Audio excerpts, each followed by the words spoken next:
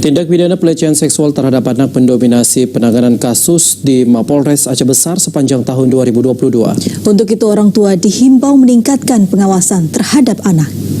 Peningkatan kasus pelecehan seksual terhadap anak disampaikan Kapolres Aceh Besar saat konferensi pers akhir tahun yang berlangsung di Mapolres Aceh Besar. Sepanjang tahun 2022, Satreskrim Aceh Besar menangani sedikitnya 8 kasus pelecehan seksual. Jumlah ini dinilai sangat meningkat dibanding tahun 2021, di mana tidak ada laporan kasus yang sama.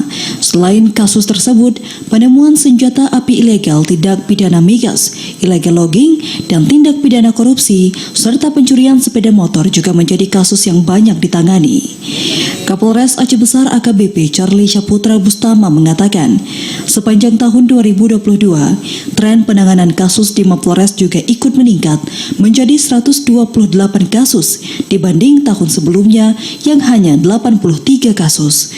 Dari jumlah tersebut, 83 diantaranya telah selesai ditangani. Klaim totalnya secara umum meningkat 46%, namun dalam penanganannya atau klaim clearnya itu juga meningkat 65%. Jadi alhamdulillah untuk tahun ini penyelesaian kasus jauh lebih banyak. Untuk laka lantas seluruh kasus juga terselesaikan, jumlah kejadian menurun, namun penyelesaian kasus juga bisa dilaksanakan dengan tuntas. Peningkatan gangguan juga terjadi pada ketertiban masyarakat atau Kamtibmas. Sepanjang tahun 2022, Polres Aceh Besar menangani sedikitnya 32 kasus pencurian atau meningkat sebanyak 41% dibanding tahun 2021.